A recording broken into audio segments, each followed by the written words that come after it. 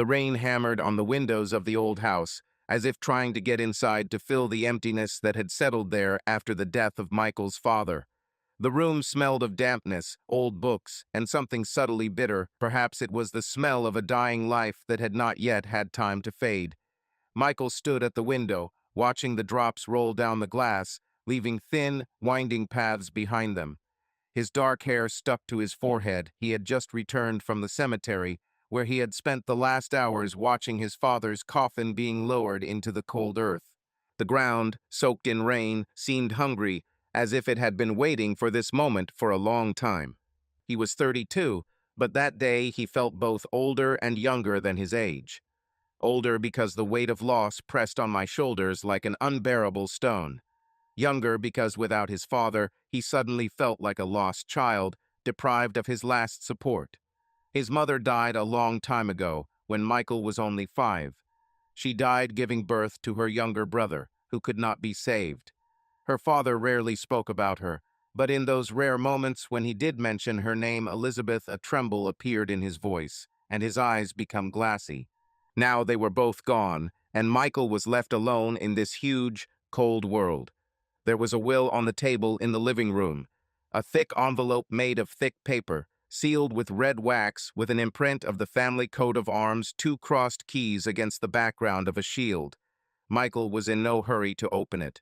He knew that his father, Jonathan Raven, was a secretive man, but also an incredibly successful one. His business, a network of companies involved in the construction and sale of luxury real estate, brought in millions. However, Jonathan never boasted about his wealth. He lived modestly, except for this huge Victorian house with high ceilings, carved wood panels, and endless corridors that seemed like a labyrinth to Michael as a child. When Michael finally decided to open the envelope, his hands were shaking slightly. The wax seal cracked with a quiet crunch, and he pulled out several sheets of paper covered in the neat handwriting of a notary. The first lines were formal: date, signatures, legal terms. But then something began that made his heart beat faster. I, Jonathan Edward Raven, being of sound mind and sound memory, bequeath all my property and fortune to my only son, Michael James Raven. The list was long. First came business: full control of Raven Construction, a company that my father built from scratch back in the 80s. Michael knew that this was not just a name on paper. It was dozens of offices across the country, hundreds of employees, contracts with major investors, and a reputation that his father treasured like the apple of his eye. Now all this fell on the shoulders of Michael, who never showed much interest in his father's affairs. He was an artist, a man who preferred pencil and canvas to sharp suits and endless meetings.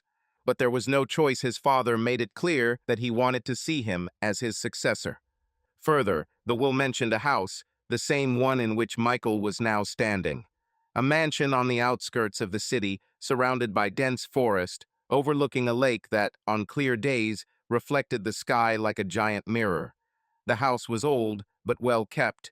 3 floors, 15 rooms, a huge library filled with books that his father had collected all his life, and a basement that Michael was afraid to explore as a child. Now this place belonged to him, with all its secrets and memories.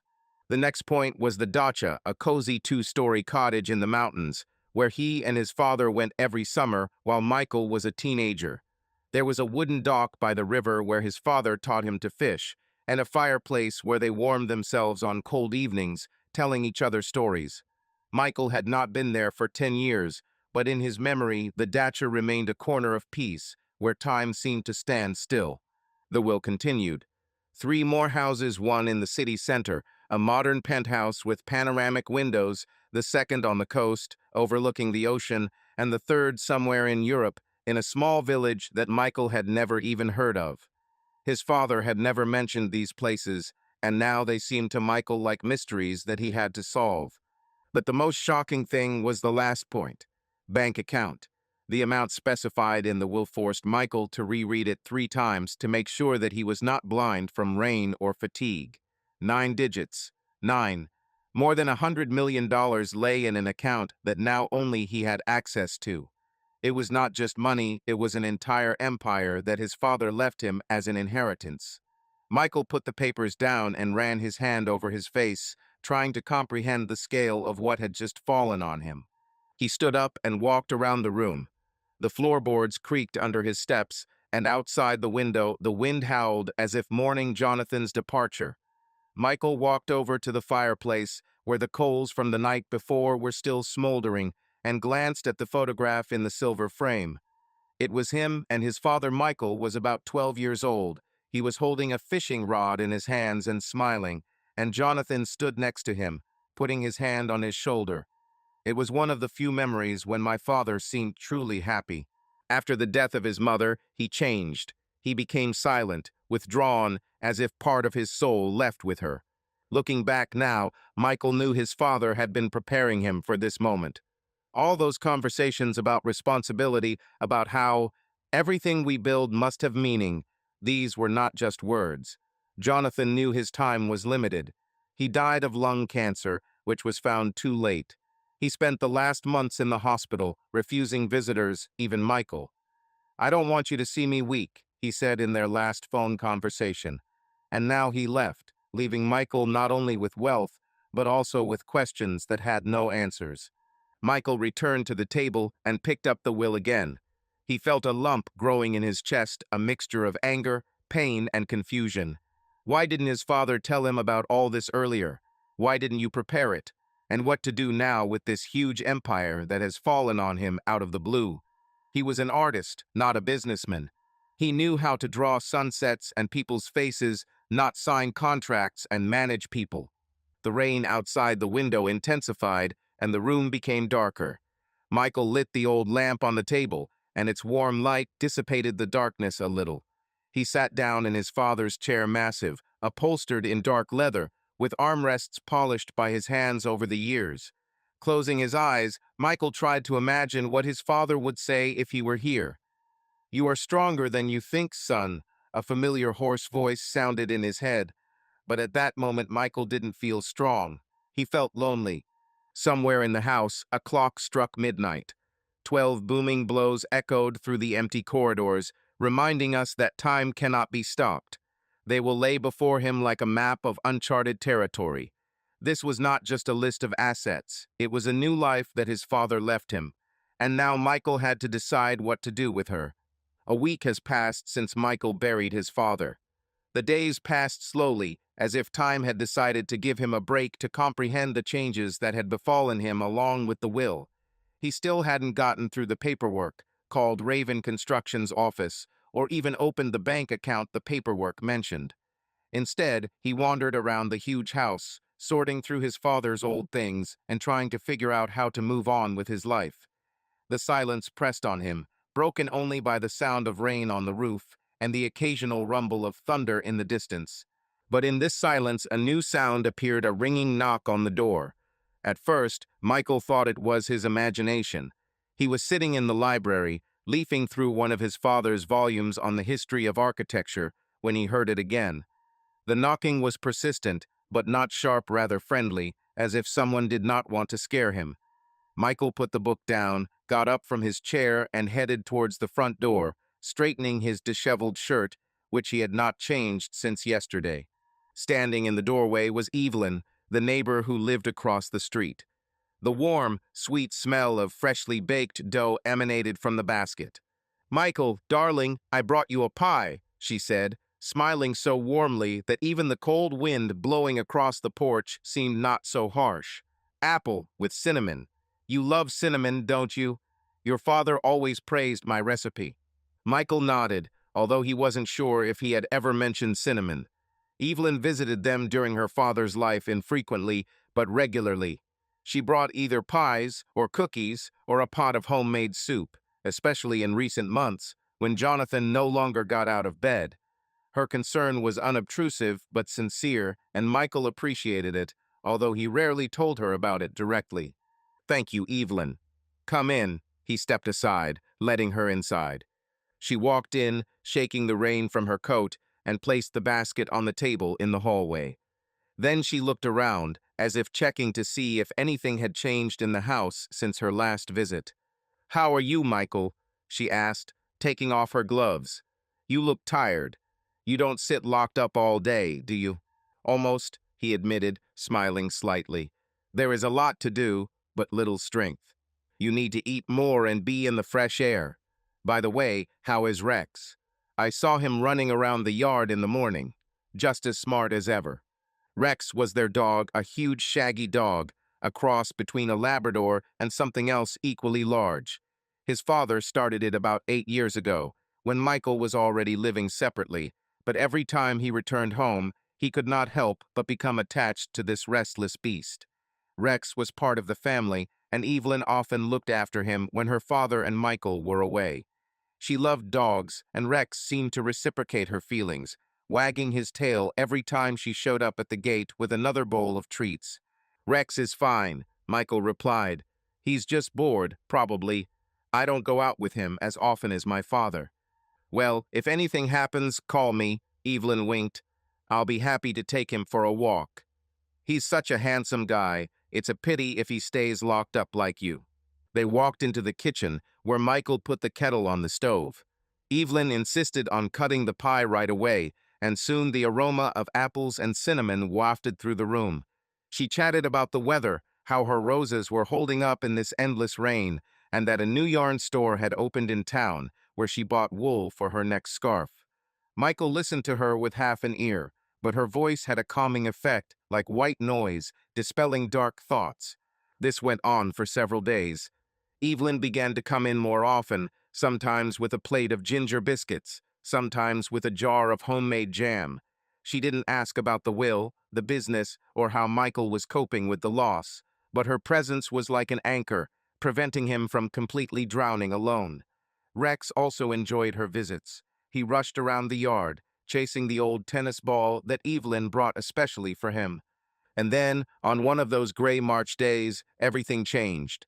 Michael heard a familiar knock on the door and opened it to see Evelyn, but this time she was not alone. Next to her stood a girl tall, with long brown hair gathered in a messy ponytail and green eyes that looked at him with slight curiosity. She was wearing a dark blue raincoat, slightly wet from the rain, and worn sneakers that looked like they had walked hundreds of kilometers. Michael, meet Amber, my daughter, Evelyn said proudly, stepping aside to let the girl pass. She came to see me, and I thought you should meet. You are both such creative souls, you will find something to talk about. Amber stepped forward and extended her hand. Her palm was warm, despite the cold day, and her smile was slightly mocking, but friendly. Hi, I'm Amber. Mom isn't exaggerating. She really thinks that I'm a genius, although I just take pictures of everything, she said, and there was a slight irony in her voice. Michael shook her hand, feeling something tremble inside. He did not expect guests, especially such alive ones. After a week spent in the company of old books and a silent Rex, Amber seemed like a flash of light in this dim house. Michael, he introduced himself. I draw, sometimes. Sometimes it's better than never, she answered, looking around the hallway. It's like you're in a museum here, in a good way. Evelyn laughed and patted her daughter on the shoulder. That's it, I'll leave you to chat. I'll go feed Rex. He's probably already waiting at the door with hungry eyes. She walked out into the yard, leaving Michael and Amber alone. There was a short pause, but Amber quickly broke it, nodding towards the basket of cookies that Evelyn had left on the table. Mom seems to have decided to feed you. This is her way of taking care of people. You'll get used to it.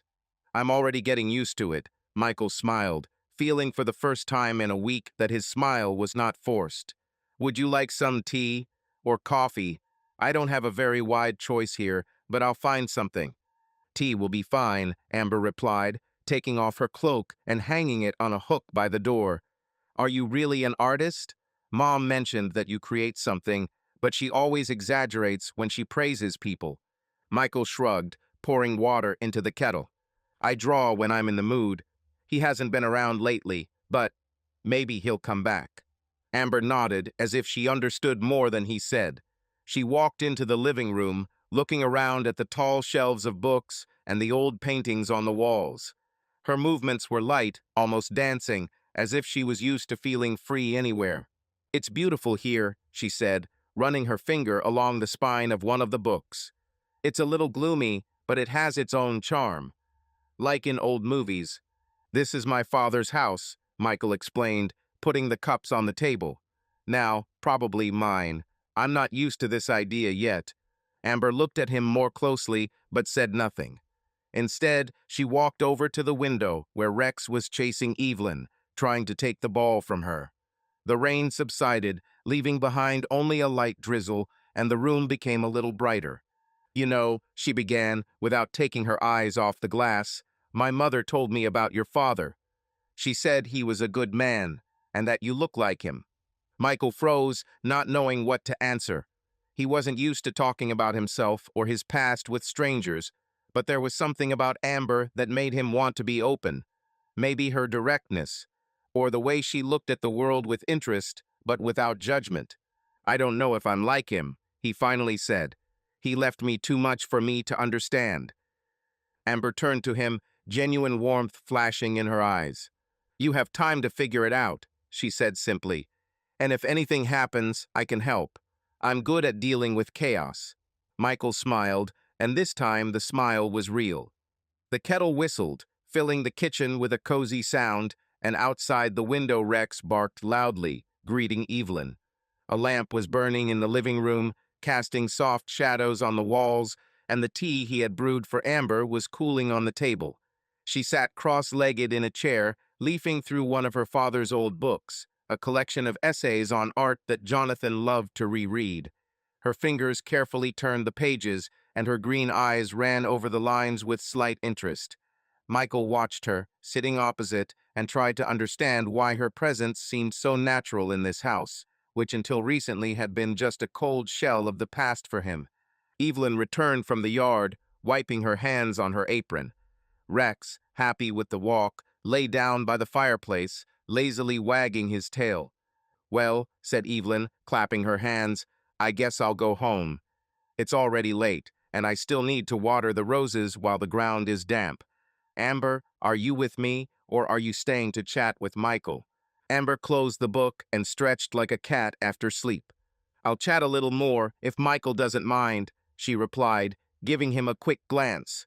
Then I'll catch up with you. Of course, stay, said Michael, slightly surprised at how easily he agreed. I'll walk you to the gate when you leave. Evelyn nodded, put on her cloak and left, leaving behind a light scent of cinnamon and something else, maybe an old perfume she was wearing. The door closed with a soft click, and the house was silent again, except for the crackling of wood in the fireplace and the occasional whine from Rex in his sleep. But behind this silence, behind the comfort of pies and friendly conversations, there was another story, hidden one, that Michael did not even suspect. Evelyn and Amber were not just kind neighbors who randomly stopped by to support him in a difficult moment. They had their own plans, their own goals, and it all started before Michael returned to this house after his father's death. A few weeks ago, while Jonathan was still in the hospital, rumors about his condition began to leak into the small town. People whispered that old Raven would leave his son a fortune, businesses, houses, millions in bank accounts. Evelyn, with her keen mind and ability to notice details, quickly put two and two together. She knew Jonathan for many years, saw how he raised his empire from scratch, and more than once heard him say casually that everything would go to Michael. She didn't attach any importance to it at the time, just neighborly chatter. But when Jonathan died and Michael returned to the house, alone and confused, an idea was born in Evelyn's head.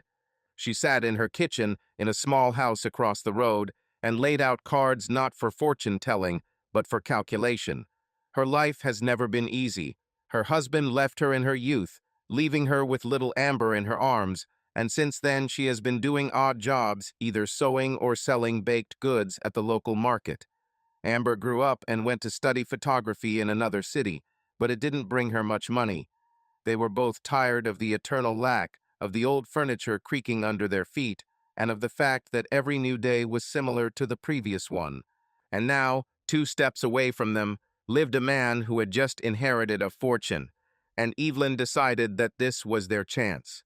He's alone, Amber, she told her daughter on the phone the day before her arrival.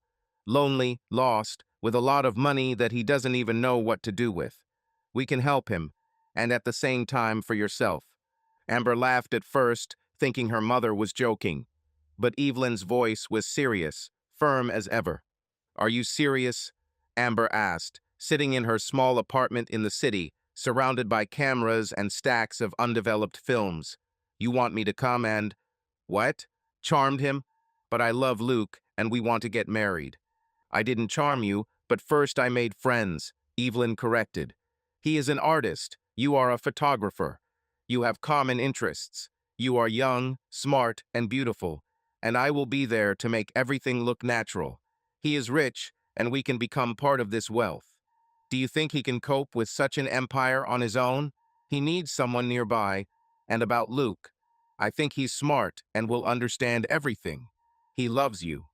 Amber thought about it.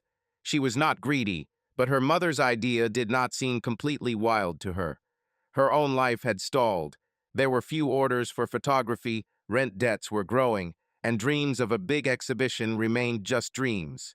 Maybe the mother is right. Maybe this is really their chance to get out of the eternal circle of failures. "Okay," she said finally, "I will come. But no nonsense, Mom. If something goes wrong, I'm leaving." "Everything will be as it should," Evelyn assured, and a note of triumph was heard in her voice. And now Amber sat in Michael's living room, drinking tea and chatting about books, art, and the old house. Her smile was sincere. She didn't pretend to be interested, because she really was interested.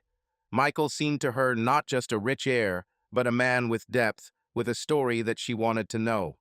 But deep down, she remembered her mother's words. This was not just a friendly conversation, it was the first step in their plan. "How long have you been taking photographs?" Michael asked, putting the cup aside. Amber tilted her head slightly, as if contemplating her answer.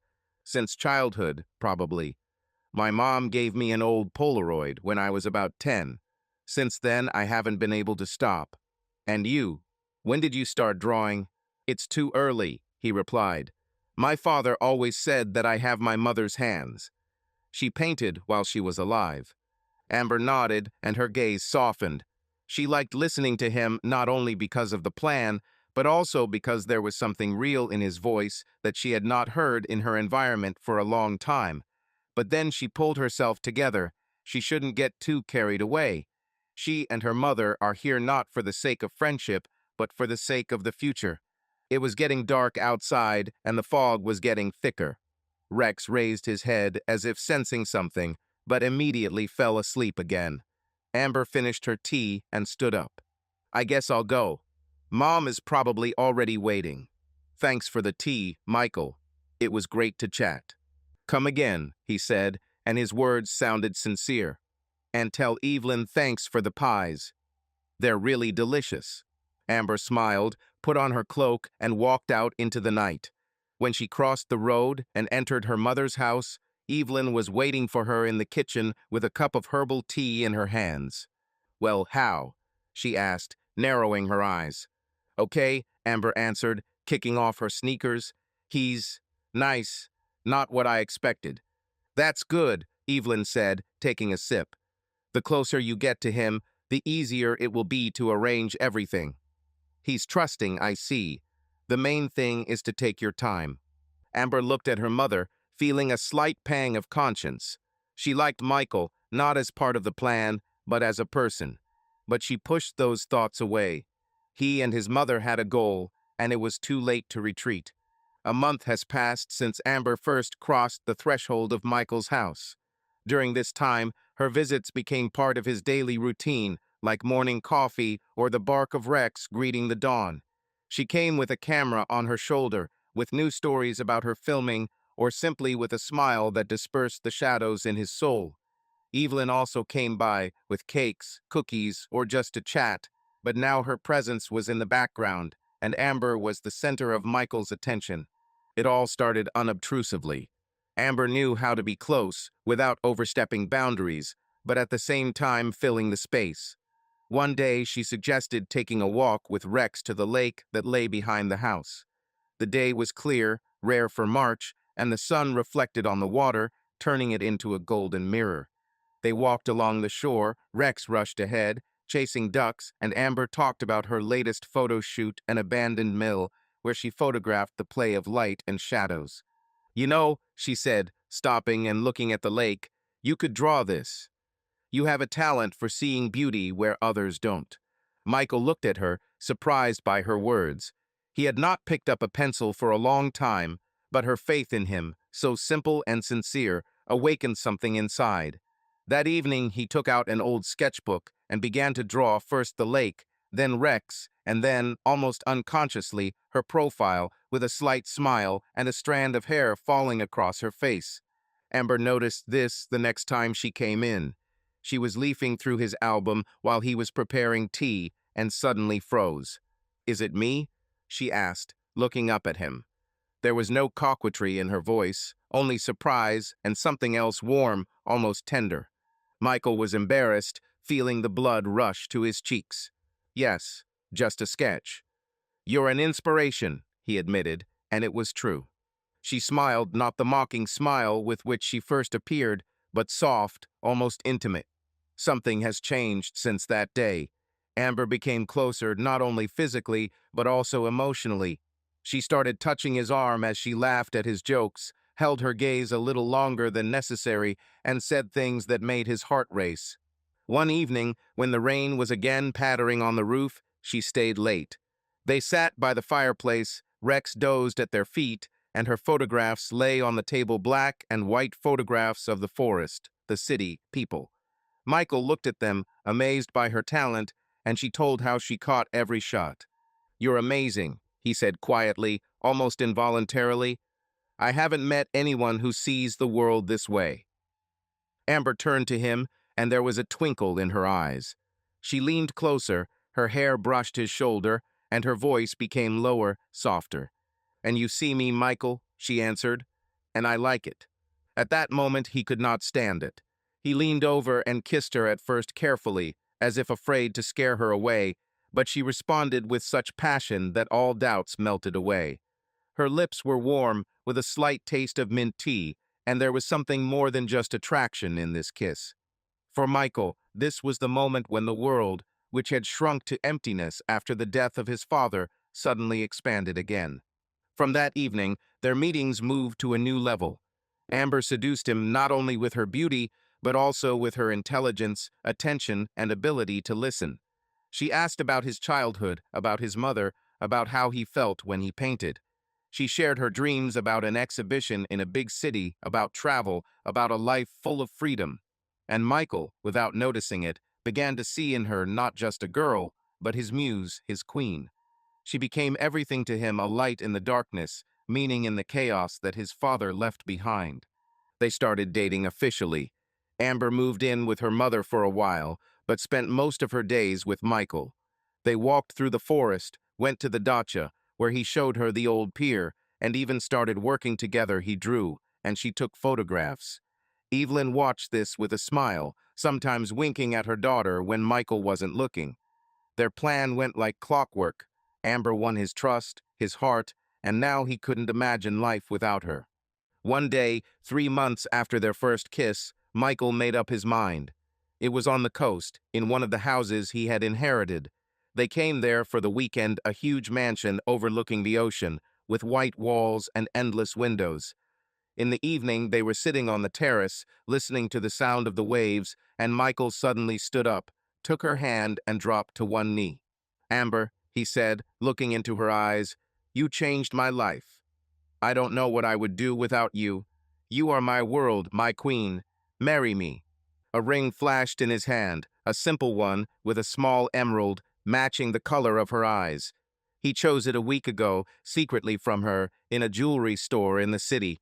Amber froze, her face lit up with surprise, and then she smiled the same smile that took his breath away. "Yes, Michael," she answered, and there was so much emotion in her voice that he did not notice the slight shadow that flashed in the depths of her eyes. "Of course, yes." He placed the ring on her finger, and they embraced, standing under the stars while the ocean sang its eternal song. At that moment, Michael was happier than ever. He saw everything in her, his love, his future, his destiny. The wedding took place a month later. It was a modest celebration in the garden of Michael's house. A few friends, Evelyn, beaming with pride, and Rex, who was getting in the way with a red bow around his neck. Amber wore a white dress, simple but elegant, with her hair flowing in the wind like the waves of the sea. Michael couldn't take his eyes off her. When the priest pronounced them husband and wife, he kissed her, feeling that he had finally found a home, not within the walls of the mansion, but in her. Evelyn stood to the side, holding a glass of champagne. She looked at her daughter and Michael, and her lips stretched into a thin smile. The plan worked. Amber became part of Michael's life, and therefore part of his wealth. But while the guests were laughing and raising toasts, Amber, standing next to her husband, suddenly felt a pang of something incomprehensible, either guilt or fear. She looked at Michael, at his open, happy smile, and for the first time she thought, what if she had gone too far? But the moment has passed. She squeezed his hand, and the celebration continued. They were married, and it was a new beginning for Michael. 6 months have passed since Michael and Amber got married. Life, which until recently seemed like a heavy burden to Michael, has now become his element. His father's inheritance business, houses, millions in accounts no longer frightened him. He not only accepted it, but made it his own. Raven Construction flourished under his leadership. New contracts, ambitious projects, respect from partners. Michael turned out to be an unexpectedly good businessman, attentive to detail, but with a flair for big opportunities. He signed a $100 million deal with a Chinese company, launched construction of a luxury residential complex, and even began to think about expanding abroad. A rich life became familiar to him. The mansion, once gloomy and empty, was now full of light and comfort.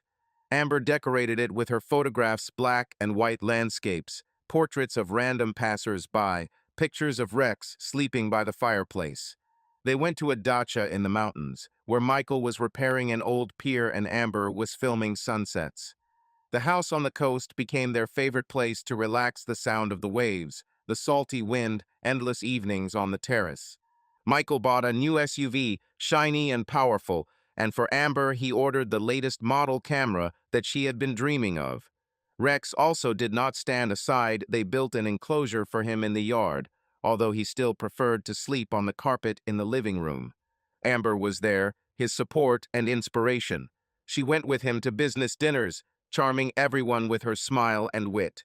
She listened to his stories about difficult negotiations, encouraged him when he doubted, and even suggested business ideas that turned out to be surprisingly practical.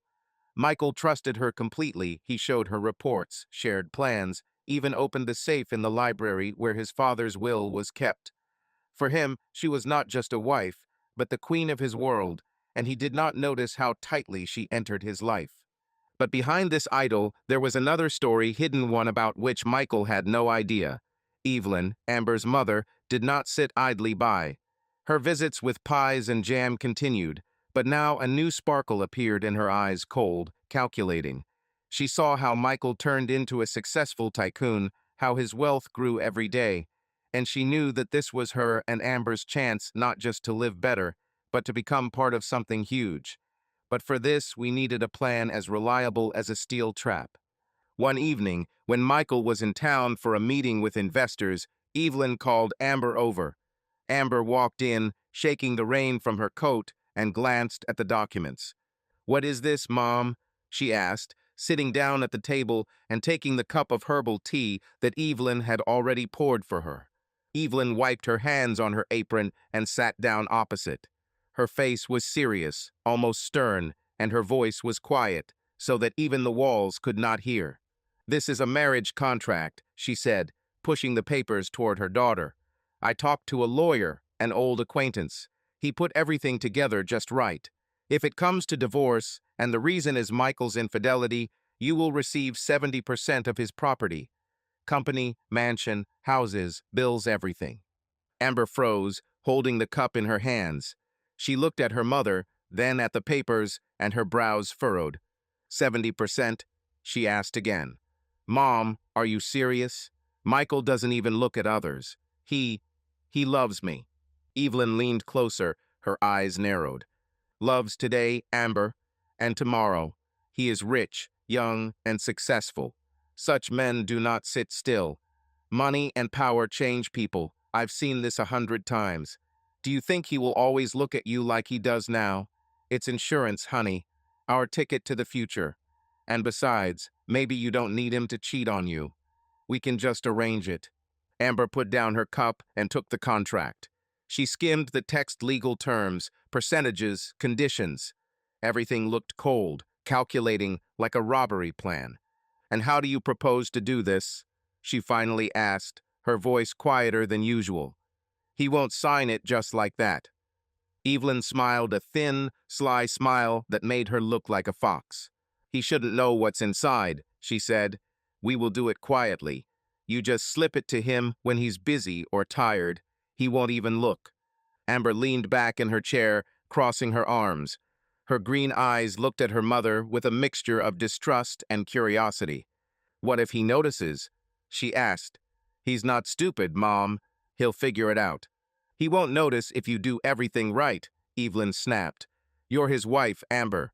He trusts you more than anyone. Tell him it's for his own good, for your future. Smile, kiss him, distract him. You know how it works. Amber was silent. She remembered the way Michael had looked at her yesterday as they lay in bed after a long day. He ran his hand through her hair and said, "You are the best thing I have." These words echoed in her head, but her mother's voice drowned them out. This is not deception, Evelyn added, noticing her hesitation. This is protection. We are not going to ruin him if he is a good husband. But if something goes wrong, you won't be left empty-handed. We won't stay. Amber sighed and picked up the papers again. She felt the weight of these sheets as if they were made not of paper, but of lead. She didn't like this feeling, but she knew her mother wouldn't back down. And deep down, she herself was afraid that her fabulous life with Michael might collapse, leaving her with nothing. Okay, she said finally, her voice almost a whisper. I will try. But if he suspects something, I will cancel everything. Evelyn nodded, pleased with her agreement. You will do it, honey, for both of us. When Amber returned to the mansion, Michael was already home.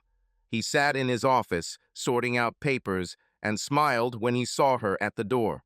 You're late, he said, pushing back his chair and approaching her. Everything is fine? Yes, just chatting with Mom, she replied, forcing herself to smile. She hugged him, hiding her face on his chest so that he wouldn't see the shadows in her eyes. Tired? A little, he admitted, kissing the top of her head. But everything is easier with you. Amber nodded, feeling her heart clench. She knew that tomorrow, when he was busy with another contract, she would place the contract on a stack of papers, and he will sign without reading it because he trusts her, because he loves her. The autumn evening fell on Michael's mansion like a soft blanket. The leaves outside the window turned crimson and gold, and the wind rustled softly in the branches, humming the melody of the departing warmth. The house was cozy. The fireplace in the living room was crackling, casting a warm glow on the walls, and Rex was dozing on his favorite rug, curled up in a shaggy ball. Michael returned from the office later than usual. The day turned out to be difficult, with endless calls and negotiations about a new project in Europe. He dreamed of a hot shower and a quiet evening with a book, but when he opened the door, he froze on the threshold. The living room has been transformed. On the long oak table, where his work papers usually lay, candles were burning, dozens of small lights flickering in glass candlesticks. The table was covered with a white tablecloth, and on it were plates of grilled salmon, baked vegetables, and a bottle of red wine, expensive, with a dark label, which he had once bought at an auction but never opened. The scent of rosemary and spices hung in the air, mingling with the subtle scent of her perfume. Amber stood at the table, wearing a simple black dress that flattered her figure, her hair loose and cascading over her shoulders. She smiled at him, that soft, slightly mysterious smile that always took his breath away. Surprise, she said, coming closer and taking his hand. You work too much, Michael. Today it's just the two of us. He smiled, feeling how fatigue receded under her gaze. You're a sorceress, he said, taking off his jacket and throwing it over the back of the chair. I didn't even know I needed this until I saw it." Amber laughed, her voice ringing like a crystal glass, and led him to the table. They sat down opposite each other and dinner began. She poured the wine thick, ruby, with a tart aroma of berries and oak. Michael took a sip, feeling the warmth spread through his body, washing away the stress of the day. They ate, chatted, and laughed. Amber was talking about her latest shoot, an abandoned church on the outskirts of the city, where she caught the light breaking through the cracked stained glass windows. He shared news from the office about how the deal almost fell through, but he still beat his partners. "You're becoming a real tycoon," she teased, pouring him more wine. "You'll soon forget how to hold a pencil." "Never," he answered, looking into her eyes. "You won't let me forget who I really am." Her smile widened, and she leaned across the table to kiss him, a light, warm kiss that left the taste of wine and her lipstick on his lips. Dinner turned into a relaxed conversation. The candles burned out, leaving a soft twilight, and the bottle of wine was more than half empty. Michael felt a slight dizziness, not strong, but pleasant, as if the world around him had become softer, more comfortable. Amber was nearby, her voice sounded like a melody, and he couldn't take his eyes off her. She seemed perfect to him, his queen, his life.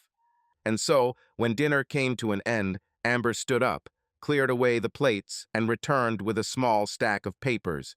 She placed them on the table casually, as if it were something insignificant, and sat down next to him, moving closer than usual. Her hand rested on his shoulder, and the other poured more wine, the last glass from the bottle. "What is this?" Michael asked, looking at the papers with slight curiosity, but without wariness. The wine and her presence made his thoughts slow, warm, like a fire in a fireplace. Amber shrugged, her fingers sliding down his neck, playing with the collar of his shirt. "It's just a formality," she said lightly, almost jokingly.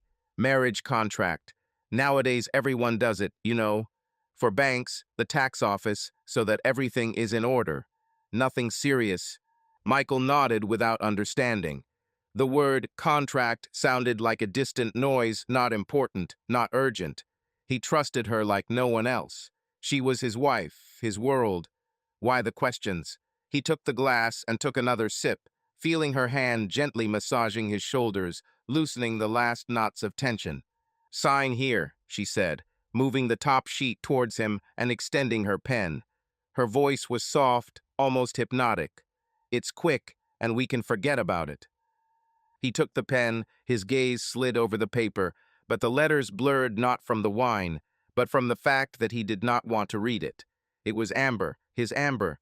She didn't need to explain anything. He signed it sweepingly, confidently, in the place where she pointed with her finger, without even noticing that under the top sheet there were several more pages covered in small print. "That's it," she said, taking the papers and putting them in a pile. Her smile grew a little wider, but he saw nothing but love in her. "Now you are officially mine." Michael laughed, pulling her towards him. She sat on his lap, hugged his neck, and they kissed long, deeply, with the passion that did not fade between them. The candles had burned out, leaving the room in semi-darkness, and Rex was quietly snoring by the fireplace. Amber pressed herself against him, her heart beating steadily, but deep down she felt a slight pang, a mixture of relief and guilt. When Michael fell asleep that night, holding her in their huge bed, Amber lay with her eyes open. She recalled her mother's words. "He shouldn't read what's inside. You just slip it in, and that's it." Evelyn's plan worked perfectly. The agreement, hidden among the papers, promised Amber 70% of all of Michael's property company, mansion, houses, bills in the event of a divorce due to his infidelity. Michael signed it, unaware that he had signed a trap that had been prepared for him. She turned to him, looking at his calm face in sleep. He trusted her unconditionally, and that trust was her weapon. Evelyn was waiting for her tomorrow morning to pick up the contract and give it to the lawyer. Winter came quietly to the city, covering Michael's mansion with a thin layer of snow. Outside, everything looked like something out of a fairy tale. Trees with white caps, a lake frozen and sparkling under the rare rays of the sun, smoke from a chimney curling in the frosty air. It was warm inside the house. The fireplace was burning almost every evening, Rex stretched out by the fire, and Michael and Amber seemed to live in their own little world. He returned from the office with new victories. Raven Construction was thriving, and his name was increasingly appearing in business magazines. She greeted him with a smile, dinner, and stories about her photography sessions. Their life looked perfect, like a postcard that you want to put on a shelf and admire. But behind this picture, there was another reality, a secret, dark one, which Michael did not even suspect. Amber, his queen, led a double life, and her heart, which he considered his, was divided between him and another man. Luke appeared in her life even before she came to her mother at Evelyn's request. He was a photographer, like her, tall, with disheveled dark hair and piercing blue eyes. They met at an exhibition in the city where Amber was showing her work. Luke was bold, free, with an energy that attracted her like a magnet. Their romance began quickly. Passionate meetings in his small studio, nights full of conversations about art and dreams, promises to each other to escape from everything and live the way they wanted. But then her mother called her home, and Amber left, leaving Luke with a promise to return. Now, having become Michael's wife, she has not broken off this connection. Luke was her secret, her weakness, which she hid behind smiles and care for her husband. They met furtively in a motel on the outskirts of the city, in abandoned places that she supposedly rented for her projects, or even at Evelyn's house when Michael went on business trips. Luke was the opposite of Michael, not rich, not stable, but alive, wild, like the wind she couldn't catch. And Amber, without noticing it, was immersed deeper and deeper into this game. One day, a week after that romantic dinner where Michael signed the contract, Amber met with Luke in an old barn outside the city. The snow crunched under her boots, and she held a camera in her hands, her alibi in case of questions. Luke was waiting for her inside, sitting on a haystack, cigarette in hand. His jacket was shabby, and his eyes were hungry, like those of a man who had waited too long. "You're late," he said, exhaling smoke and looking at her with a slight grin. "Sorry," she replied, putting the camera on the floor and moving closer. "Michael stayed at home. I had to wait until he left for the office." Luke put out his cigarette on the board and stood up, hugging her. His hands were cold, but his embrace was warm, and Amber felt her body respond to him, despite the cold of the barn. "How much longer, Amber?" he asked, pulling away and looking into her eyes. "You promised it wouldn't last long. I'm tired of waiting." She sighed, looking away to the snow-covered window. "Soon, Luke. Everything is almost ready. He signed the contract. If I can prove he cheated, I will get 70% of everything: money, company, houses. We'll go wherever you want. We will live the way we dreamed." Luke narrowed his eyes, his lips curling into a crooked smile. "Treason? Is he already running after someone?" "No," she admitted, shaking her head. "But Mom is working on it. She will find a way. She always finds it." Evelyn really didn't sit idly by. She was the brains of their plan, the puppeteer who pulled the strings while Amber played her part. After Michael signed the contract, Evelyn took the papers and handed them to the lawyer to make everything official. But this was not enough. A reason for divorce was needed, and not just a reason, but one that would activate the 70% condition: cheating husband. Evelyn knew that Michael was as loyal to Amber as a dog is to his owner, but she also knew how the world worked. People are weak, especially men with money, and she began to manipulate the situation. She began to appear more often in the mansion, starting conversations with Michael about his work, about women who revolve around successful men. "Be careful, dear," she said with feigned concern as she poured him tea. "These secretaries and business partners, they see you as more than just a boss." Michael laughed, dismissing her words, but the seed of doubt had been sown not in him, but in her own plans. Evelyn began to look for ways to set him up, making friends with his colleagues, sending someone who could seduce him at a party or on a business trip. She even considered hiring a private detective to fabricate evidence if nothing worked out on its own.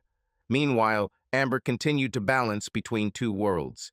During the day, she was an ideal wife. She prepared breakfast for Michael, kissed him before leaving, and discussed his successes.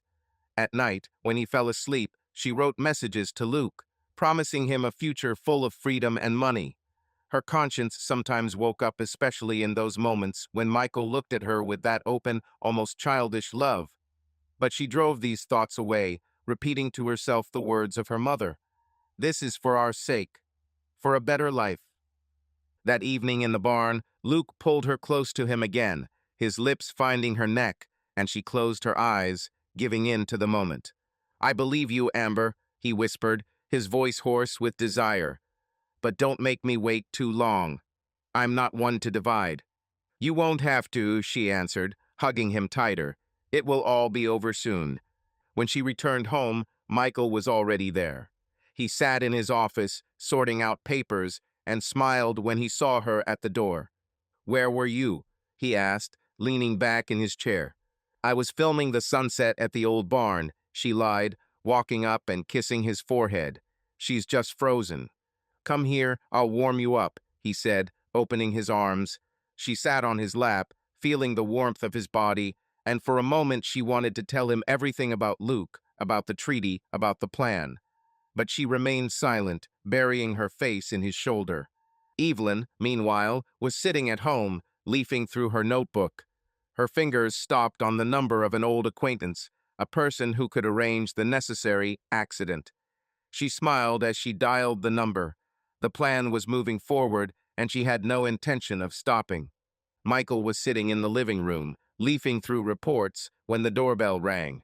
Rex raised his head, barked warily, but did not run to meet him. He felt something was wrong. Michael put the papers aside and went to open it, expecting to see Evelyn with another pie or a courier with documents from the office. But an unfamiliar woman stood on the threshold. She was thin, with short blonde hair spilling out from under a knitted hat and eyes full of anger. Her coat was shabby, and in her hands she was holding a large envelope, which she was clutching as if it were a weapon. Are you Michael Raven? She asked sharply, her voice trembling with cold emotion. Yes, he answered, frowning. Who are you? My name is Sarah, she said, stepping forward despite his attempt to close the door. I'm Luke's ex-girlfriend, and I have something you should see. Michael froze. The name Luke meant nothing to him, but Sarah's tone, her tense posture, and that envelope in her hands made his heart beat faster. He stepped back to let her in, more out of curiosity than desire. What's happening? He asked as she walked into the living room and threw the envelope on the table, almost knocking over the glass of water. Sarah threw off her hat. Her hair was disheveled, and she looked at him with contempt mixed with pain. Your wife, Amber, is sleeping with my ex, she said directly, without preamble. They have been dating for a long time. She promised him a lot of money as soon as she divorced you. And I will prove it. Michael felt the floor disappear from under his feet. He opened his mouth to protest, but the words were stuck in his throat. Instead, he took the envelope that Sarah had thrown on the table and opened it with trembling hands. Inside were photographs, dozens of photographs, apparently taken secretly. Amber and a man with dark hair and blue eyes, in a motel, in a car, in some kind of barn. They hugged, kissed, and laughed. There were also printouts of messages, correspondence between Amber and Luke. It will all be over soon, she wrote. As soon as I get the money, we'll leave. He doesn't suspect anything. Each word hit like a hammer on glass, breaking his world into fragments. Where did you get this from? He asked hoarsely, looking at Sarah. I was keeping an eye on Luke, she replied, crossing her arms. He left me for her and said that she was his ticket to a rich life. I wanted to know if this was true, and here you go. She's using you, Michael. Both of them. He sank into a chair, clutching the photographs in his hands. His mind refused to accept it. Amber, his queen with someone else, promising divorce and his money. It was impossible. But the evidence lay in front of him, clear and irrefutable, like a knife in the back. Sarah stood silently, watching him. Her anger gave way to tired sympathy. I'm sorry, she said finally. I didn't come here out of kindness. I wanted him to regret choosing her, but you don't deserve this. She left, leaving Michael alone in the silence of the house. Rex walked up to him and nuzzled his hand, but he barely noticed it. His thoughts swirled like a snowstorm outside the window. He remembered every moment with Amber, her smiles, her words, her kisses. Everything he thought was love turned out to be a lie. Betrayal burned him from the inside like acid, and he didn't know what to do with this pain. And then a memory surfaced in his head that evening with wine and candles when she slipped him the papers. "A marriage contract," she said then. "Everyone does it now." He signed without reading because he trusted her. Now that trust has turned against him. Something told him that there was more to those papers than just a formality. He stood up, unsteadily, and headed into the office. A safe in the library kept copies of all important documents. His hand shook as he typed the code, the date of their wedding, which he had chosen himself. The safe clicked and Michael pulled out a folder of papers. Among his father's contracts, bills, and will, he found it the same marriage contract. He sat down at the table, turned on the lamp, and began to read. The lines flashed before his eyes, but the key words were burned into his mind. In the event of a divorce due to the husband's infidelity, 70% of the property, including Raven Construction, the mansion, and all assets, go to Amber Raven. Michael leaned back in his chair, feeling the cold seep into his bones. She didn't just cheat on him, she planned it. And he himself gave her the weapon, signing this trap. He sat in the dark, clutching the contract in his hands, until the clock struck midnight. Amber hadn't returned yet. She'd said she'd gone to see her mother, but now he knew where she really was. Pain turned to anger, and anger turned to determination. He won't let her destroy him, but he needed help. Michael took out his phone and dialed the number of Ben, his friend from school, and now a successful lawyer specializing in corporate matters. Ben answered after the second ring, his voice sleepy but worried. "Michael, what's happened? It's already late." "Ben, I need your help," Michael said, his voice shaking but firm. "Amber, she deceived me. There is an agreement that I signed. I don't know what to do." "Come to me right now," Ben answered without hesitation. "Bring everything you have. Let's figure it out." Ben opened the door before Michael could even knock. His friend was wearing an old sweater and jeans. His hair was disheveled, but his eyes were tenacious like a hawk. He nodded to Michael, letting him into the house, which smelled of coffee and old books. The living room was littered with legal files and laptops. Ben was clearly awake, despite the late hour. "You look like crap," Ben said, closing the door and pointing to the couch. "Sit down. Tell me everything." Michael collapsed on the sofa, throwing an envelope with photographs and a contract onto the table. His fingers still trembled, but his voice became firmer. "Amber is cheating on me," he began, looking at the floor. "With some Luke. Her ex-girlfriend brought evidence. They are planning a divorce so that she takes 70% of everything the company, houses, money. I signed this, Ben. I signed it myself like an idiot." Ben took the contract, put on his glasses, and began to read, his eyebrows furrowing with each line. Then he opened the envelope, flipped through the photos and messages, whistling. "Damn, Michael, this is serious," he said, leaning back in his chair. "She and her mother are real spiders. This agreement is a ticking time bomb. If she proves your betrayal, you will lose almost everything. But if she herself cheats, this does not change anything. There is no reverse condition." Cleverly composed. Michael clenched his fists, feeling the anger rise again in his chest. "I didn't cheat on her, Ben. I never even thought about it. She was everything to me. Now, what should I do? Watch her ruin my life?" Ben shook his head, his gaze sharp as a blade. "No, we won't watch. We will act. Does she want to play this game? Okay, we'll play by her rules, but we'll turn the board over." Michael looked up at him with hope flashing through his eyes. "What do you mean?" Ben stood up, walked around the room, then stopped at the table and tapped his finger on the agreement. "Her plan depends on proving your betrayal. So we will give her this proof, but on our terms. We'll stage your infidelity so that she believes it, files for divorce, and then we'll expose her own game. If done correctly, the contract will become her trap, not yours." Michael frowned, trying to grasp the point. "Faking treason? How?" Ben smiled the cold, predatory smile that appeared on him when he found a loophole in a case. We'll put on a show. Let's find a woman who will play the role of your mistress. She will run to a lawyer with evidence, file for divorce, and demand her 70%.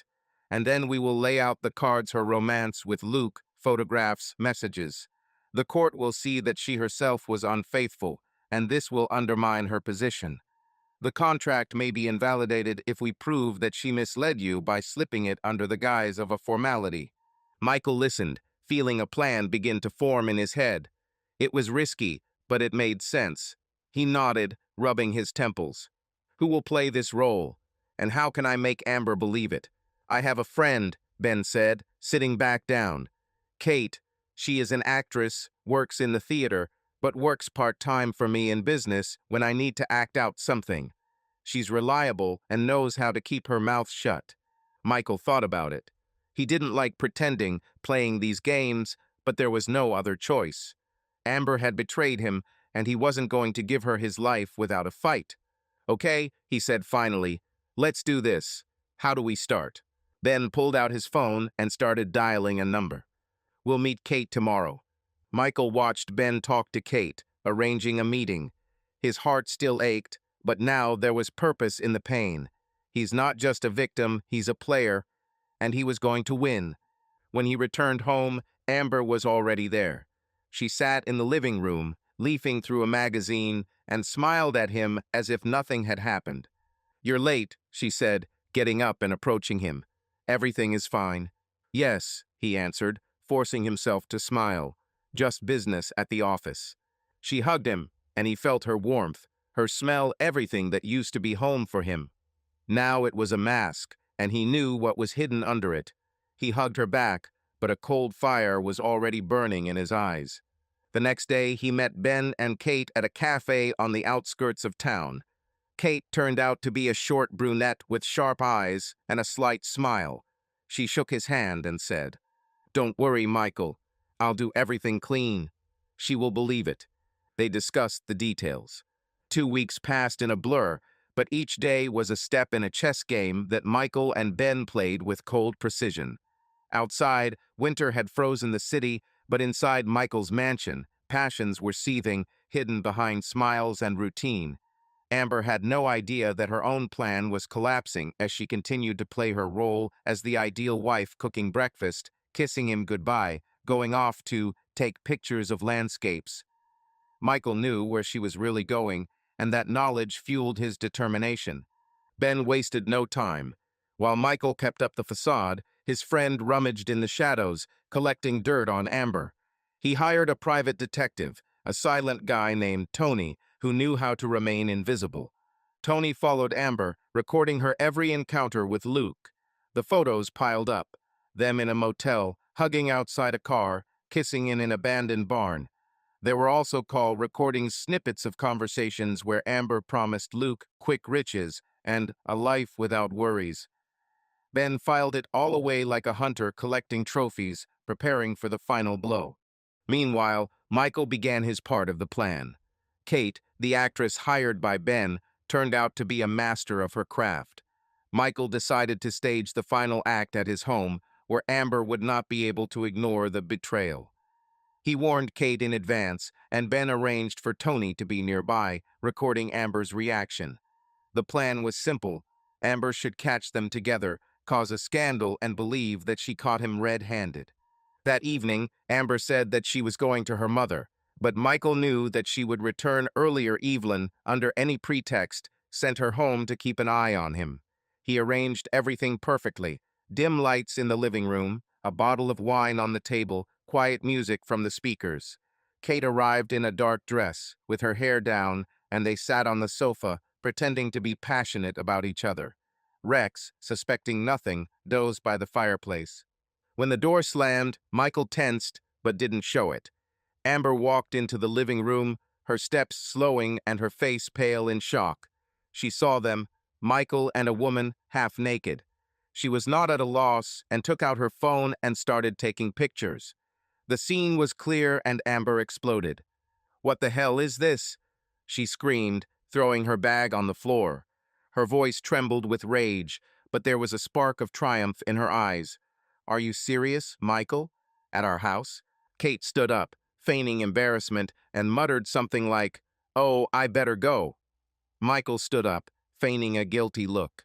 "Amber, it's not what you think," he began, but she didn't let him finish.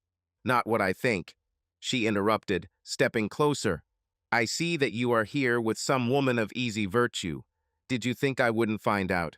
She screamed, her face turning red and her hands clenched into fists. Michael remained silent, allowing her to vent her anger. He knew that she was confident of her victory. The agreement he signed was her trump card. Kate quietly slipped out of the house as planned, leaving them alone.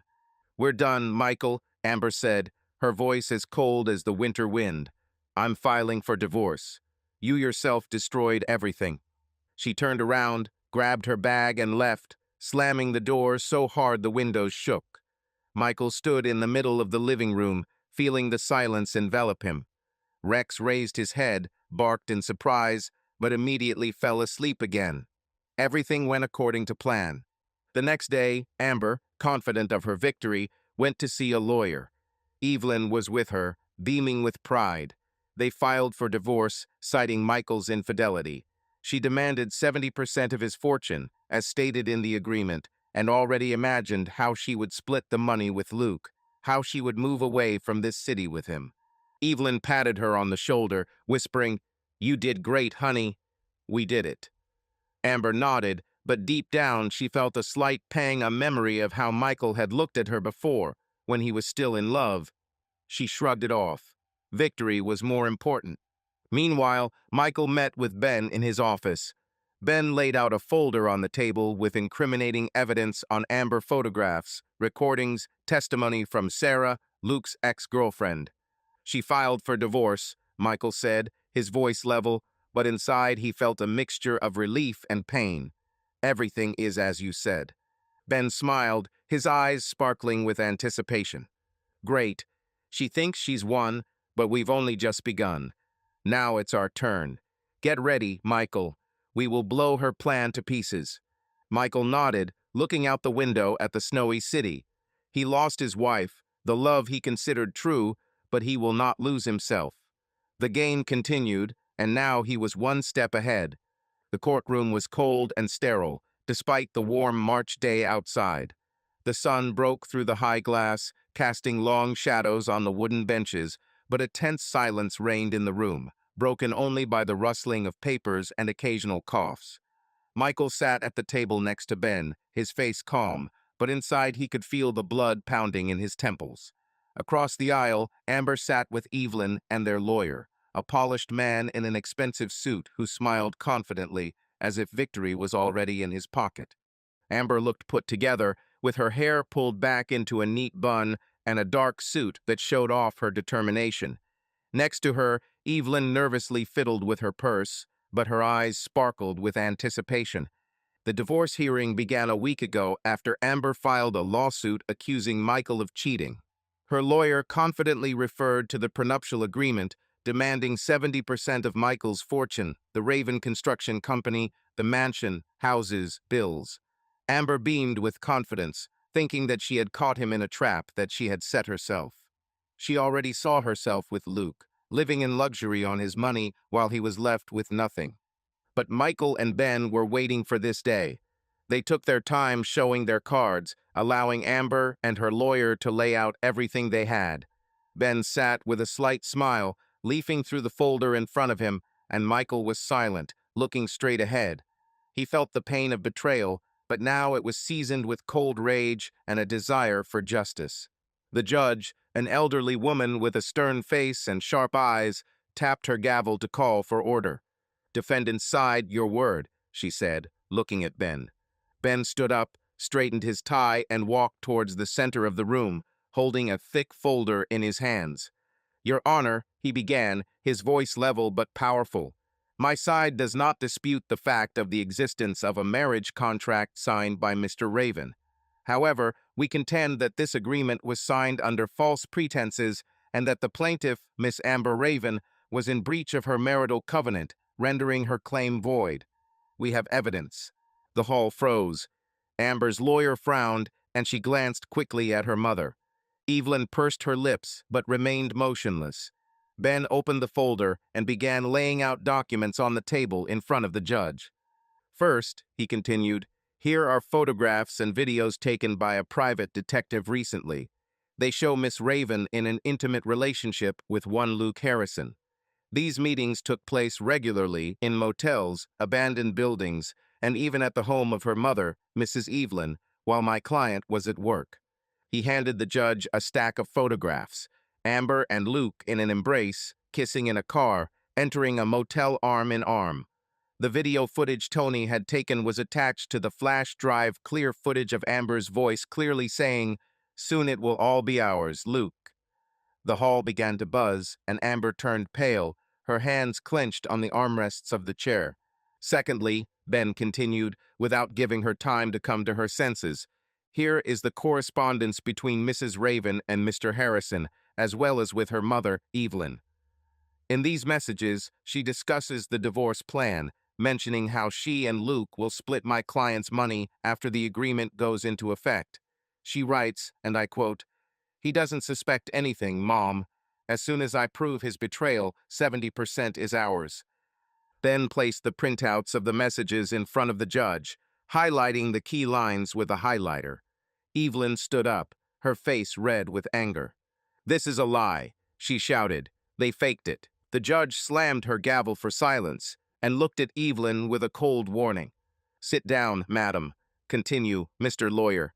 Ben nodded and pulled out his last trump card. And finally, the testimony of a witness, Sarah Jenkins, Luke Harrison's ex-girlfriend. She confirms that Miss Raven promised Harrison a share of my client's fortune after the divorce. Here is her written statement, certified by a notary. He held out the document, and the judge took it, reading it carefully. Amber looked at Michael, her eyes wide with horror and disbelief. She realized that the game had turned upside down, but could not say anything. Her lawyer tried to object to something, but his voice was drowned in the flow of evidence. Michael stood up, his gaze meeting hers. For the first time in weeks, he looked at her without pain, only with cold clarity. "You thought I wouldn't find out, Amber?" he said quietly, but his words echoed throughout the hall. "I trusted you with all my heart, and you planned this from the very beginning. With Luke, with your mother, you wanted to take everything." Amber opened her mouth to protest, but the words stuck.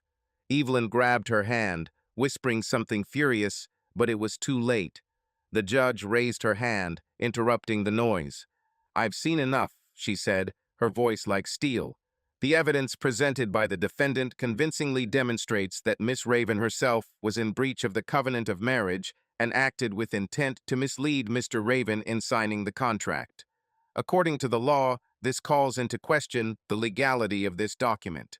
The marriage contract is declared invalid because it was signed under the pressure of false circumstances. The divorce will be finalized, but Miss Raven's demands for 70% of the property are rejected. The entire fortune remains with Mr. Raven." The hammer hit the table, and the room erupted in whispers. Amber jumped up, her face contorted with rage and despair. "This is unfair," she screamed. "He cheated on me. Do you have photos?" "It was a fake actress," Michael said calmly. The judge looked at her over her glasses. "Your evidence has been refuted, madam. Sit down, or they will take you out." Evelyn pulled her daughter back onto the chair, her hands shaking. Their plan collapsed like a house of cards in the wind. Amber's lawyer tried to say something, but his words were lost in the noise. Michael looked at her, feeling a heavy weight lift from his shoulders. He won. He not only retained his fortune, but also regained his dignity. Ben patted him on the shoulder, smiling. "I told you we'll do them," he said quietly. "Well done for holding on." Michael nodded, but didn't smile. The victory was bitter. He lost not only his wife, but also his faith in love, which he considered real. Spring was slowly coming into its own, but for Michael it did not bring relief. The legal victory over Amber was only the first step. It saved his fortune, but did not heal the wounds that her betrayal left. He returned to the mansion, where her scent still lingered, the subtle aroma of her perfume, mixed with memories of how she laughed, sitting by the fireplace, or making him coffee in the morning. Now these memories were poison, slowly eating away at him from the inside. Rex, his faithful dog, felt the changes. He became quieter, more often lay down at Michael's feet, as if trying to comfort his owner. But there was no consolation. Michael didn't just want justice, he wanted retribution. A few days after the trial, Ben invited him to his office. They sat in a small room overlooking the city, where the first green shoots were breaking through the melting snow. Ben poured coffee into 2 mugs, but Michael did not touch his hands lay on his knees, clenched into fists. "You win, Michael," Ben said, leaning back in his chair. "She didn't receive anything. The contract is invalid, the property is yours. Why do you look like you are lost?" Michael looked up at him, his eyes dark, almost empty. "Because it's not enough, Ben," he answered quietly. "She ruined my life. Her and this Luke. I want them to pay. For real." Ben frowned as he set his mug down. He knew this tone. It was not just anger, but something deeper, more dangerous. "What are you planning?" he asked. "The trial is over. You are free." "Free?" Michael grinned, but there was no joy in his laughter. "I don't feel free. I want Luke to answer for everything. He slept with my wife, planned to take my money. I want him to suffer." Ben paused, looking at his friend. Then he sighed and pulled out a thin folder from his desk drawer. "I didn't want to show you this until you calmed down," he said. "But since you are so inclined, here's what I learned about Luke while I was gathering dirt on Amber." He placed the folder in front of Michael. He opened it, and his eyes ran over the lines. Luke Harrison wasn't just a photographer with a tumultuous personal life. He was deeply in debt, hundreds of thousands of dollars that he owed to people he knew better than to mess with. Financial fraud, fraud involving the sale of fake works, loans from underground lenders. Ben found out that Luke got involved with a local gang, violent guys who do not forgive delays. His debt was growing with interest, and he had been hiding from them for months, hoping that Amber's money would save him. Michael closed the folder, his lips pressed into a thin line. "Where is he now?" he asked. Tony was watching him, Ben answered. "He rents an apartment on the outskirts." "But Michael, think about it. It's dangerous. These people." "I'm not asking you to interfere," Michael interrupted. "Just give me their contacts. I'll figure it out myself." Ben was hesitant, but there was something in Michael's eyes that made him give in. He wrote the number on a piece of paper and handed it to his friend. "Be careful," he said. "This is not a game." Michael nodded, took the paper, and left. That same evening, he called the man whose name Ben had given him, a certain Victor, whose voice on the phone was low and hoarse, like the sound of rusty metal. Michael didn't go into detail, just said that he knew where Luke was and was willing to point out the location if the debt was settled. Victor laughed a short, sharp laugh and agreed. They met in an abandoned warehouse on the edge of the city. Michael in a dark jacket, Victor with 2 thugs, whose faces were hidden in shadows. Michael gave Luke's address and left without looking back. He didn't want to know what would happen next, but deep down he hoped it would hurt. Luke was found 2 days later. He was beaten severely, methodically, with that cruelty that leaves marks for life. He was found in an alley, with broken ribs, knocked out teeth, and his face turned into a bloody mess. He survived, but it was hardly life. He spent weeks in the hospital, unable to speak or move without pain. Michael learned about this from Tony, who was monitoring the situation. He didn't feel joy, but he didn't feel regret either. It was fair, that's what he told himself. Meanwhile, Amber learned about what happened to Luke from an acquaintance of his, who called her in a panic. She sat in the small apartment she had rented after the trial, surrounded by boxes of things she had not yet unpacked. Her world collapsed. There was no money, Luke was crippled, and her dreams of a free life with him turned to dust. She threw the phone on the floor and screamed loudly, desperately, until her voice broke. There was only one question running through her head: who did this? But the answer came quickly, and it led to Michael. She went to her mother. Evelyn lived in her modest house across the street from Michael's mansion, which now seemed to her a symbol of missed opportunities. Amber burst into the kitchen where Evelyn was baking a pie as always, as if this could bring her back to normal. Her hands were in flour, but her face was pale, with dark circles under her eyes. "It's your fault," Amber screamed, throwing her bag on the floor. "All because of you. Luke is in the hospital. He was almost killed. Michael knew everything. He set it up, and you got me into this shitty game." Evelyn turned to her, her eyes widening in shock. "What are you talking about, Amber?" she said, her voice trembling. "I wanted the best for us. You yourself agreed you wanted money, freedom. The best." Amber stepped closer, her face contorted with rage. "You old, greedy bitch. You ruined my life. I hate you. You made me lie, cheat, and now I'm left with nothing. And Luke, he almost died because of your ideas. You disgusting, selfish bitch." The words rained down like blows, each cutting deeper than the last. Evelyn turned pale, her hand clutching her chest and the other resting on the table. She tried to say something, but her voice failed. I wanted, for you." She managed, gasping for breath. "New life. We would." "Shut up," Amber shouted, her eyes filled with tears of anger. "I don't need your new life. You wanted this for yourself, and I was your puppet. You are disgusting. I wish you were my mother." Evelyn staggered, her face contorted in pain, not only mental, but also physical. She clutched her heart, her breathing became ragged and hoarse. Amber froze, watching her mother sink to the floor, gasping for air. The pie fell from the pan, scattering flour all over the kitchen, and Evelyn collapsed to her knees, her eyes rolling back in her head. "Mother?" Amber rushed to her, but it was too late. Evelyn's heart attack came suddenly, like lightning on a clear day.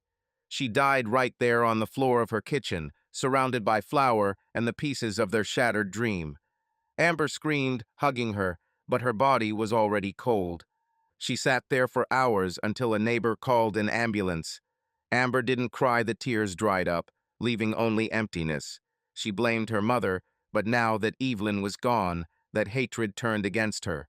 She was left alone, without money, without Luke, without family. Michael learned of Evelyn's death from Ben a day later. He stood at the window in his office, looking at the lake where he had once walked with Amber.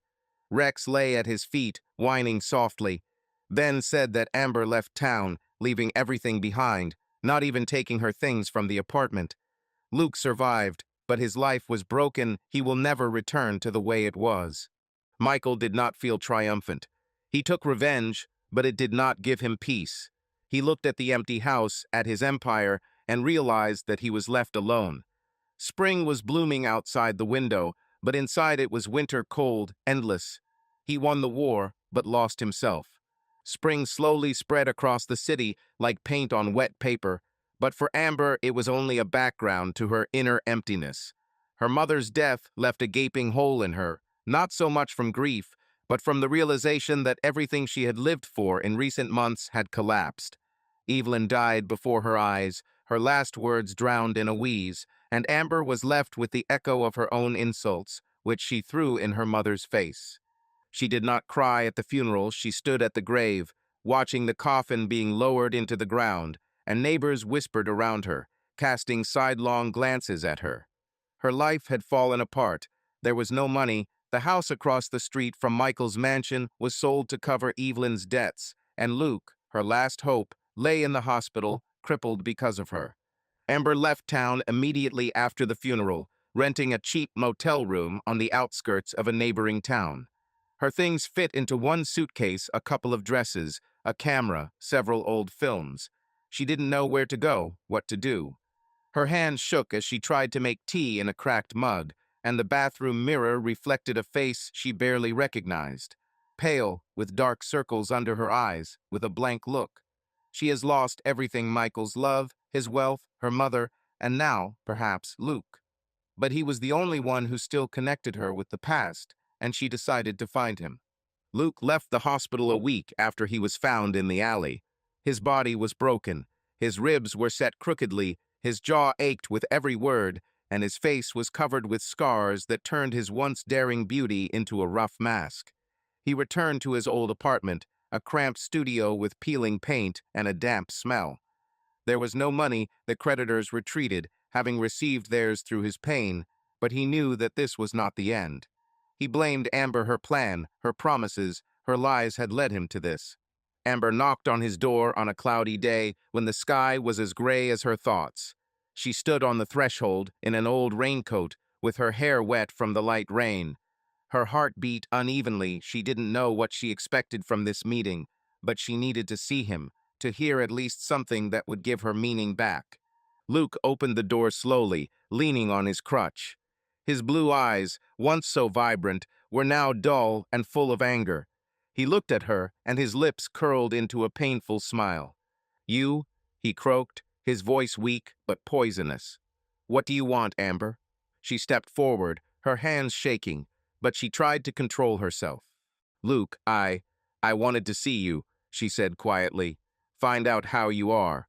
I'm sorry this happened." He laughed, a sharp, barking sound that immediately turned into a cough. He retreated into the room, leaving the door open, and she followed him in. The apartment was in disarray. Empty bottles on the floor, dirty dishes in the sink, an old mattress in the corner. Luke collapsed into a chair, throwing his crutch next to him, and stared at her. "Are you sorry?" he asked, his voice trembling with anger. "You are a merciless creature, Amber. It's because of you that I'm here, because of your fucking plans. You promised me money, life, but instead I received broken bones and a debt that almost killed me." Amber winced, her eyes filled with tears, but she did not look away. "I didn't mean it, Luke," she said, her voice breaking. "It was Mom's plan. She made me. I thought we could. Forced you," he shouted, hitting the table with his fist so that the bottle rolled onto the floor. "Don't lie to me. You wanted this as much as she did. You slept with me while your hubby built his empire. You whispered to me about millions, and then left me to die when everything went wrong. You used me like a doormat, and now you come here with this pathetic, 'I'm sorry.'" She stepped towards him, holding out her hand, but he recoiled, his face contorted with pain and hatred. "Don't touch me," he barked. "Do you think I will believe your tears? You're a snake, Amber. You and your mother are both the same. Only she's dead, and you're still here to finish me off." Amber froze, her hand hanging in the air. Luke's words cut her like knives, but she could not object. She remembered how she had yelled at Evelyn, how she had accused her of the same things that Luke was now accusing her of. Her own words echoed back to her, and she felt something break inside her. "I loved you, Luke," she whispered, her voice trembling. "I wanted everything to work out for us. I didn't know that Michael loved." He laughed again, but there was only bitterness in this laugh. "You loved my dreams, my hands, as long as they could hold you. But once your plan failed, you didn't even come to my hospital. You abandoned me like trash because you didn't need me anymore. You're soulless, Amber. Get out of here." She stood looking at him, tears streaming down her cheeks, but he did not soften. His eyes were cold, alien, and there was not a trace left in them of the passion that once connected them. "Go away," he repeated, his voice becoming quieter but firmer. "I don't want to see you. Never. You are nothing to me." Amber stepped back, her legs shaking. She wanted to say something else to justify herself, to beg, to explain, but the words were stuck in her throat. She turned and left without closing the door. The rain picked up, pattering on her cloak, but she didn't feel the cold. She walked down the street, not knowing where, tears mixed with the water on her face, and his voice was spinning in her head. Ruthless creature. And she knew he was right. Luke remained in the apartment, staring at the empty doorway. His hand clenched on the edge of the table until his knuckles turned white. He hated her for the pain, for the betrayal, for the fact that she ruined his life. But underneath this hatred, emptiness smoldered. He lost everything: Sarah, Amber, his body, his dreams. He picked up the bottle from the floor, took a sip of cheap whiskey, and closed his eyes, trying to forget her face. A year has passed since the court put an end to Michael and Amber's marriage. Spring gave way to a hot summer, then a golden autumn, and now it has returned again, bringing with it soft warmth and the smell of flowering trees. Michael's mansion was no longer the gloomy fortress of the past. It had been transformed. The walls that once held the echo of betrayal were now painted in light colors, and the photographs of Amber had disappeared, giving way to new paintings his own. Michael returned to drawing, finding salvation in it. His brush came to life again, splashing onto the canvas not only pain, but also hope. Raven Construction prospered under his leadership. He became not just the heir to his father's empire, but its creator. The company expanded. New projects, skyscrapers, residential complexes, even charitable initiatives bore his signature. Michael worked hard, but now it was not just a race for money. He wanted to leave a mark, something more than wealth. His employees respected him, his partners trusted him, and he himself began to feel that the life that Amber had destroyed was taking shape again. Rex remained his faithful companion. The dog had aged, his fur had turned gray, but he still greeted Michael at the door with his tail wagging and slept by the fireplace, just like in the old days. Sometimes Michael looked at him and thought that Rex was the only thing left from the life where he was happy with Amber. But now this happiness was in the past, and he was learning to live without it. Everything changed when he met Laura. It happened by chance at a local art exhibition where Ben dragged him, claiming that he stopped hiding in the office. Laura was an artist short, with dark curly hair and hazelnut eyes that glowed when she talked about her work. Her paintings were bright, full of life, and Michael, standing in front of one of them, a sunset over a lake, felt something inside him tremble. They started talking, first about canvases, then about life. She was straightforward, with an easy laugh and a sincerity that left no room for falsehood. Laura didn't know about his wealth, his past, and that was refreshing. Their meetings became more frequent: coffee in small cafes, walks in the park, evenings in her studio, where she taught him how to mix paints, and he told her about his childhood, about his mother, about how he lost faith in people. She listened without judging, and gradually Michael realized that for the first time in a long time he was not afraid to open up. Laura was not Amber, there was no calculation in her, only warmth that slowly melted the ice in his heart. 6 months later, he proposed to her. It was not on the coast, not with an expensive ring, but in her studio, among canvases and the smell of paint. He simply took her hand, stained it with ochre, and said, "You gave me back my life, Laura. Be with me." She laughed, hugged him, leaving paint marks on his shirt, and said yes. Their wedding was a quiet one, just close friends, Ben as best man and Rex, who proudly wore a bow on his collar. Michael looked at Laura in her simple white dress and felt like he had finally found home. Now, a year later, they were expecting a child. They turned one of the rooms of the mansion into a nursery. The walls were painted soft yellow, and Michael himself painted clouds and birds on them. Laura joked that their baby would grow up surrounded by art, and he replied that he wanted the child to know that life can be beautiful. They decided to name him James in honor of Michael's father, whose will gave him a second chance. Sometimes, sitting on the terrace with Laura, Michael looked out at the lake and thought about how far he had come from that winter when his world had collapsed. Laura laid her head on his shoulder, her hand lay on his chest, and he felt her heart beating even real. It was love that he did not seek, but which found him on its own. Rex lay at their feet, quietly snoring, and her laughter sounded in the house, filling it with warmth. One day Ben came to visit with a bottle of whiskey and news. They sat in the office while Laura prepared tea in the kitchen, and Ben, leaning back in his chair, said, "I heard something about Amber. Thought you might be interested." Michael looked up from his glass, but his face remained calm. Amber had long been a ghost. He hadn't thought about her for months, but the name still caused a slight pang in his chest. "What's wrong with her?" he asked. Ben shrugged, but there was a hint of grim satisfaction in his voice. "She drank herself to death. He lives somewhere in the north, in some remote place.